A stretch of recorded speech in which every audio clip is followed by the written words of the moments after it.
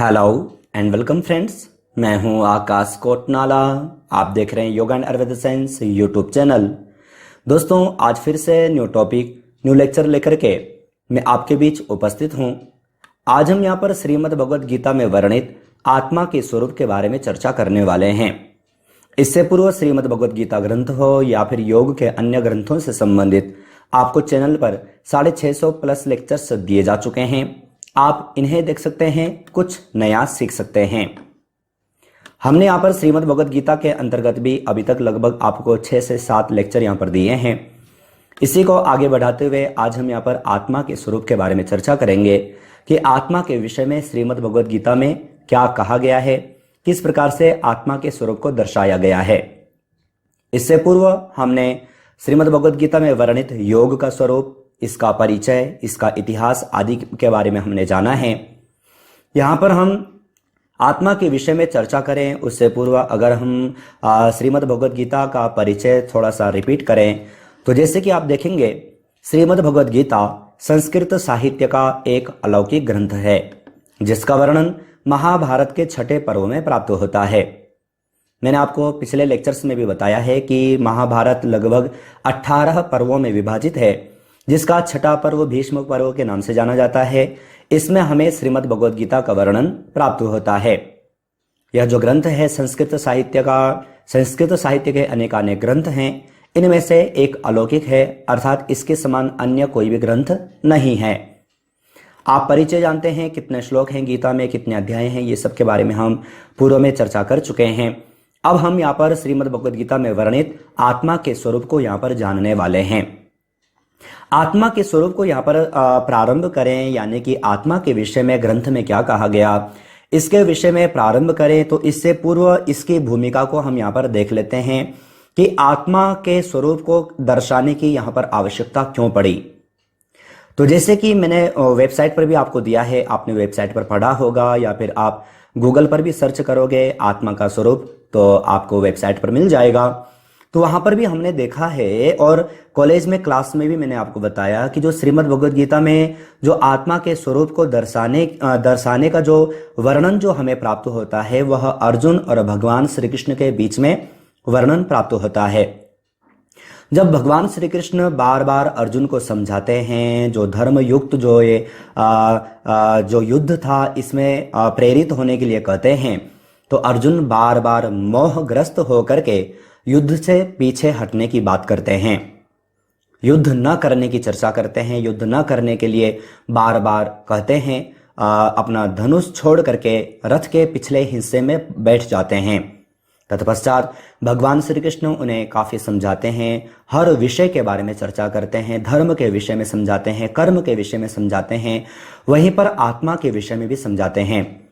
भगवान श्री कृष्ण जब अर्जुन को कहते हैं कि अर्जुन, आपका जो यहाँ पर जो धर्म है वह युद्ध लड़ना है, एक क्षत्रिय का जो धर्म है वह युद्ध लड़ना है, इस दौरान आपको मोहग्रस्त नहीं होना चाहिए। बार बार भगवान श्री कृष्ण के कहने पर भी जब अर्जुन मानते नहीं हैं, तत्पश्चात भगवान श्री कृष्ण कहते हैं कि अर्जुन, जिनको मारने का तुम्हें डर है, अगर आप ये सोचते हैं कि ये युद्ध करने के पश्चात जो पाप मुझे प्राप्त होगा या फिर नरक की जो प्राप्ति होगी, इससे कैसे छुटकारा पाया जाए, तो उसको दर्शाते हुए भगवान श्री कृष्ण अर्जुन को कहते हैं कि तुम्हें यह सब की आवश्यकता नहीं है, पाप के विषय में सोचने की अभी आपको आवश्यकता नहीं है, क्योंकि जिनको मारने की बात आप कर रहे हैं वह मेरे द्वारा पहले ही मारे जा चुके हैं, आपको तो सिर्फ निमित्त मात्र बनना है। इस प्रकार से भगवान श्री कृष्ण अर्जुन को बार बार समझाते हैं। तत्पश्चात जब अर्जुन देखते हैं, सबको सामने देखते हैं, सब अपने परिवार जन ही हैं, कोई गुरु है, चाचा है, ताऊ है, भाई आदि हैं, इनके साथ में कैसे लड़ा जाए। तत्पश्चात भगवान श्री कृष्ण आत्मा के स्वरूप को दर्शाते हैं, कहते हैं कि जिस शरीर को मरा हुआ तुम जान रहे हो या फिर जिसे तुम मारने का सोच रहे हो, वह सिर्फ और सिर्फ शरीर ही मारा जाएगा, आत्मा मारी नहीं जाती, क्योंकि आत्मा अजर एवं अमर है। अगर हम युद्ध में युद्ध लड़ रहे हैं, अगर युद्ध में कोई मारा जाता है तो वह सिर्फ और सिर्फ शरीर की ही मृत्यु होती है, न कि आत्मा की। इसी को दर्शाते हुए यहाँ पर आत्मा के स्वरूप को समझाते हैं। एक चीज मैं आपको और बता दूं कि आत्मा के स्वरूप को दर्शाते हुए आप उपनिषद के अंतर्गत यानी कि कठोपनिषद में भी आप आत्मा के विषय में पढ़ते हैं। मैंने कॉलेज में भी क्लास में आपको उपनिषद की क्लास में पढ़ाया है। वहां पर जब यमराज और नचिकेता के बीच में जब संवाद होता है तो वहां पर भी आत्मा के विषय में चर्चा की गई है। उसी प्रकार से दर्शाया गया जैसे कि गीता में भी दर्शाया गया। अब यहां पर भगवान श्री कृष्ण आत्मा के विषय में अर्जुन को समझाते हुए क्या कहते हैं, तो इसे हम यहां पर जाने। तो दूसरे अध्याय के 20वें नंबर के श्लोक में भगवान श्री कृष्ण कहते हैं, न जायते म्रियते वा कदाचिन नायम भूत्वा भविता वा न भूय तत्पश्चात अजो नित्य शाश्वतोयम पुराणो न हन्यते हन्यमाने शरीरे। जो श्लोक है पुनः रिपीट कर देता हूं। न जायते म्रियते वा कदाचिन नायम भूत्वा भविता वा न भूय अजो नित्य शाश्वतोयम पुराणो न हन्यते हन्यमाने शरीरे। यह आत्मा कैसी है? अज है, नित्य है, शाश्वत है और पुरातन है। न हन्यते हन्यमाने शरीरे, न यह किसी के द्वारा मारा जाता है और न यह किसी को मारती है। तात्पर्य आप समझें, कहा यह आत्मा किसी काल में न तो जन्म लेता है न मरता ही है। हम देखते हैं कि एक शिशु है, वह धीरे धीरे बड़ा होता है, बालक बनता है, युवा बनता है, तत्पश्चात वृद्धावस्था को प्राप्त होता है।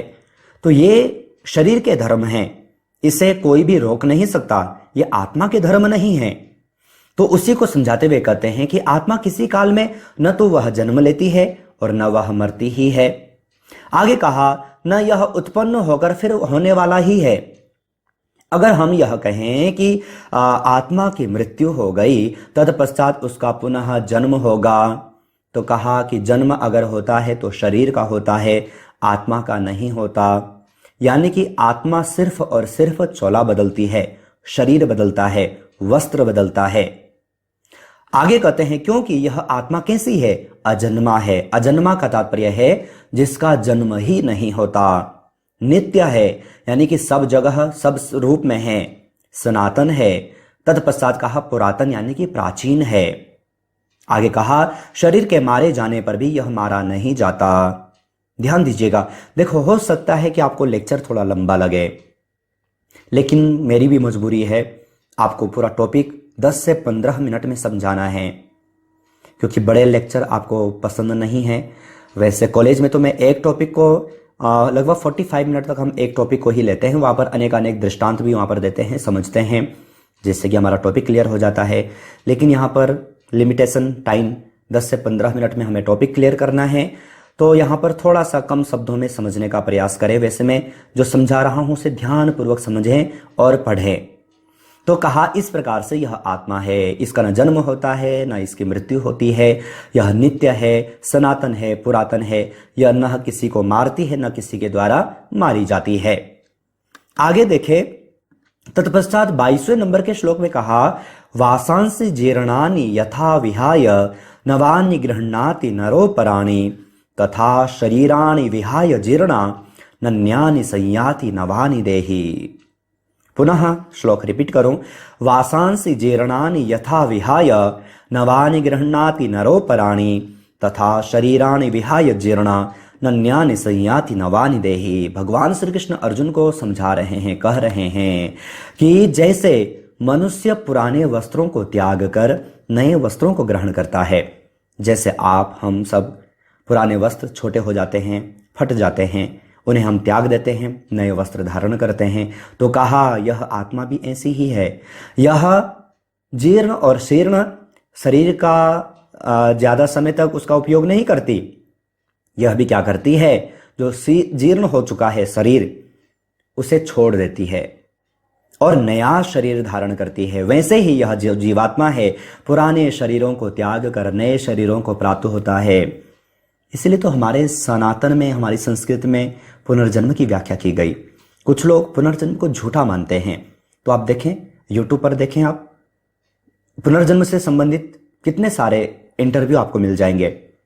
और ये तो आज हम देख रहे हैं और हमारे शास्त्रों में पहले से ही कहा गया है, लेकिन हम क्या करते हैं ना, हम विश्वास नहीं कर पाते। हमें अपने शास्त्रों पर विश्वास नहीं है, लेकिन अगर हमने इसे पढ़ना प्रारंभ कर लिया, समझना प्रारंभ कर लिया, तो आप विश्वास करने के लिए मजबूर हो जाएंगे। ध्यान दीजिएगा, कहा कि शरीर चेंज होता है, शरीर बदलता है, आत्मा नहीं बदलती। आगे इसे और पक्का करें। आगे कहते हैं 23वें नंबर के श्लोक में कहा, नैनम छिन्दन्ति शस्त्राणि नैनम दहति पावक न चैनम क्लेदयन्त्यापो न शोषयति मारुतः। कहा नैनम छिन्दन्ति शस्त्राणि, शस्त्र के द्वारा छेदा नहीं जा सकता, शरीर छेदा जा सकता है, आत्मा नहीं। नैनम दहति पावक, पावक यानी कि अग्नि, अग्नि इसे दाहकता नहीं कर सकती, जला नहीं सकती। न चैनम क्लेदयन्त्यापो, आप यानी कि जल इसे गीला नहीं कर सकता। न शोषयति मारुतः, वायु इसे सुखा नहीं सकती। आगे देखें, कहा इस आत्मा को शस्त्र काट नहीं सकते, अग्नि जला नहीं सकती, जल गला नहीं सकता और वायु इसे सुखा नहीं सकती। ध्यान दीजिएगा, अर्जुन भगवान विराट पुरुष के सामने खड़ा है। भगवान श्री कृष्ण सामान्य नहीं है, लेकिन मोहग्रस्त होकर के इन सब बातों को समझने का प्रयत्न नहीं करता। और एक सामान्य सा तरीके से जब हम समझने का प्रयास करें, मैंने क्लास में भी आपको बोला था कि अर्जुन यानी कि हम, अगर हमें कोई व्यक्ति अगर जो समझाता है तो हम समझते नहीं हैं। यही अवस्था अर्जुन की है। भगवान श्री कृष्ण बार बार समझाने का प्रयास कर रहे हैं, लेकिन समझ नहीं रहे।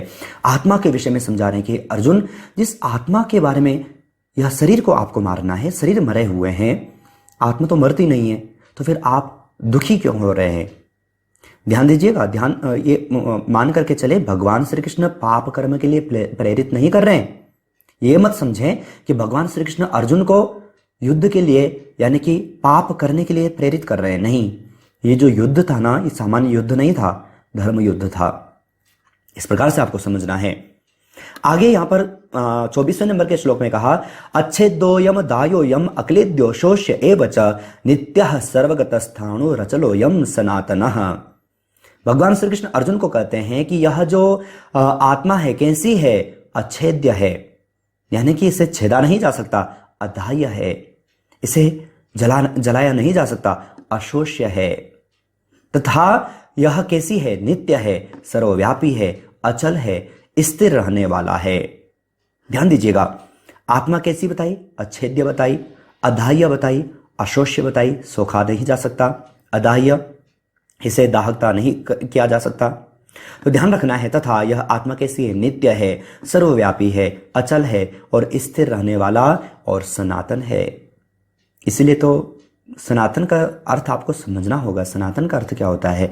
हम कहते हैं कि हम सनातन धर्म के हैं, सनातन का अर्थ भी हमें मालूम होना चाहिए। और देखो, मैं एक बार बार बार कहता हूँ, क्लास में भी कहता हूँ कि हमें गीता को सिर्फ प्रणाम नहीं करना, इसे समझना भी है, जानना भी है। आप देखें, अगर जो गीता समझ गए तो व्यवहार में हम किसी भी फील्ड में हैं, योग के क्षेत्र में हैं, चाहे बिजनेस कर रहे हैं, आप प्रत्येक क्षेत्र में आप अग्रसर होंगे, आगे बढ़ेंगे। तो इस प्रकार से हमें यहाँ पर गीता को समझना है। आगे आप सभी जानते हैं, कुछ प्रश्न मैं आपको देता हूं, अगर आप चाहें तो इनका सही आंसर वीडियो के कमेंट बॉक्स में भेज सकते हैं। साथ ही आपको बता दूं कि ये सारा आप वेबसाइट पर जाकर के पढ़ भी सकते हैं। कुछ प्रश्न आपको दिए गए हैं। कहा भगवद गीता में आत्मा के विषय में वर्णन किस अध्याय में है? प्रथम अध्याय में, द्वितीय अध्याय में, तृतीय या फिर चतुर्थ? तो रेफरेंस हमने दिया है, आप सही आंसर छांट करके वीडियो के कमेंट बॉक्स में भेजिएगा। दूसरे प्रश्न की ओर चलें। निम्नलिखित में से श्रीमद् भगवद गीता में आत्मा का स्वरूप है छेदने योग्य, अच्छेद्य, उपरोक्त दोनों, कोई नहीं। सही आंसर क्या है? छांट करके वीडियो के कमेंट बॉक्स में भेजिएगा। तीसरे प्रश्न की ओर चलें। निम्न में से श्रीमद् भगवद गीता में प्रथम 6 अध्याय हैं कर्मयोग के, ज्ञान योग के, भक्ति योग के, कोई नहीं। तो प्रथम 6 अध्याय किसके हैं पूछा गया है। सही आंसर छांट करके वीडियो के कमेंट बॉक्स में भेजिएगा। साथ ही आपको बता दूं, जो प्रश्न आप यहां पर देख रहे हैं, इसी प्रकार से प्रश्नोत्तरी सीरीज की चैनल की ओर से 3 ई बुक पब्लिश की जा चुकी हैं। आप तीनों में से किसी को भी डाउनलोड परचेस कर सकते हैं। साथ ही आप चैनल के योग स्टोर पर, टूल्स स्टोर पर जरूर आइएगा। आपको यहाँ पर योग संबंधी कई सारे टूल्स मिल जाते हैं। आप किसी को भी डाउनलोड करने के लिए, साथ ही टूल्स को परचेस करने के लिए वीडियो का कमेंट बॉक्स, वीडियो का डिस्क्रिप्शन बॉक्स चेक कर सकते हैं। नेक्स्ट, चौथे प्रश्न की ओर चलें। निम्नलिखित में से श्रीमद् भगवद गीता में आत्मा का स्वरूप है नित्य, शाश्वत, सनातन। ये सभी सही आंसर क्या है, छांट करके वीडियो के कमेंट बॉक्स में भेजिएगा। आज हमने यहाँ पर श्रीमद् भगवद गीता में वर्णित आत्मा के स्वरूप के बारे में जाना। आशा है ये लेक्चर आपके लिए यूजफुल रहा हो। अगर यूजफुल था तो वीडियो को लाइक जरूर कीजिएगा। साथ ही आप चैनल पर ज्वाइन बटन पर क्लिक करके चैनल के 3 प्लान में से कोई भी प्लान ले सकते हैं, चैनल से और अधिक जुड़ सकते हैं। इसी प्रकार से अन्य टॉपिक, अन्य लेक्चर के साथ आप सभी से फिर से मुलाकात होगी, लेकिन तब तक आप अपना और अपने फैमिली का बहुत ख्याल रखिएगा। बाय।